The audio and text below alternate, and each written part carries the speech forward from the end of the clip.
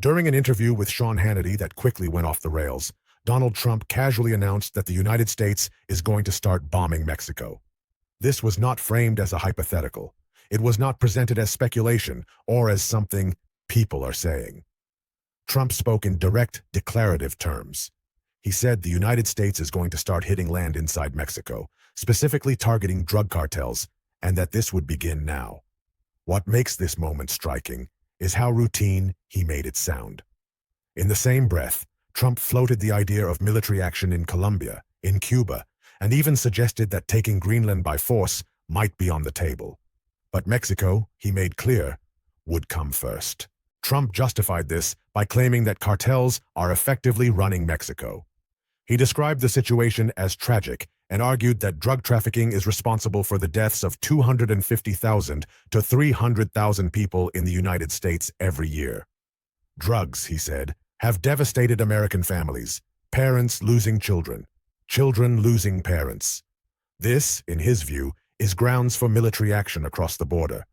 But once you move past the rhetoric, the problems with this proposal become immediately obvious. First, there is the basic question of legality.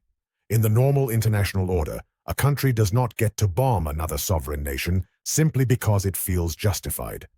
Mexico is not an enemy state. There is no declaration of war. There is no authorization for the use of military force. There is no congressional approval.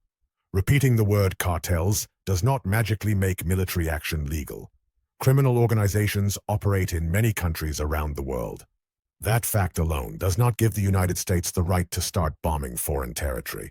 Second, there is the issue of alliance and interdependence. Mexico is not a distant or marginal country. It is one of the United States' closest trading partners.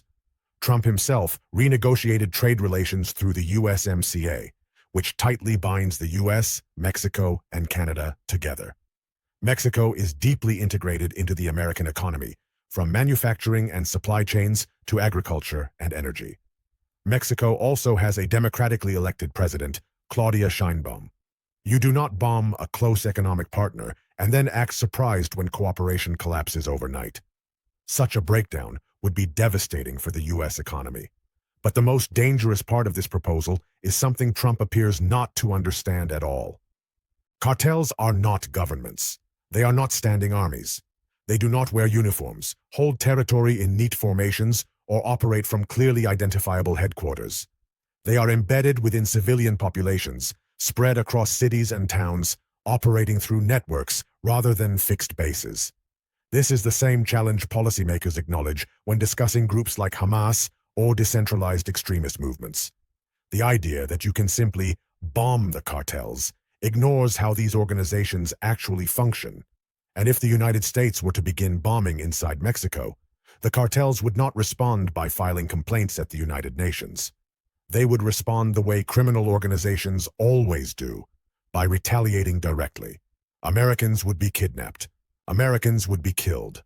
Tourists, business people, journalists, aid workers, all would become immediate targets. And it would happen quickly. Trump talks about this as if it were a video game. Drop bombs, declare victory, problem solved.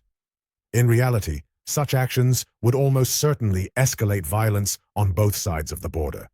Mexico would be destabilized. Diplomatic relations would be poisoned for years.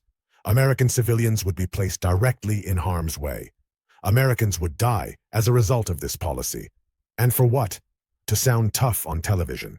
To have something to brag about in a friendly interview. This is what happens when someone does not understand international law, does not value alliances, and cannot grasp basic cause and effect. It is reckless, it is dangerous, and unless it is stopped, the consequences would be entirely predictable. If you want deeper context behind the headlines, the legal limits, the alliances involved, and the consequences that are rarely discussed, subscribe to the channel. I break down global events step by step so you can understand what is really at stake. And if this analysis added value, consider sharing it. These are the conversations that shape the future, whether we pay attention or not.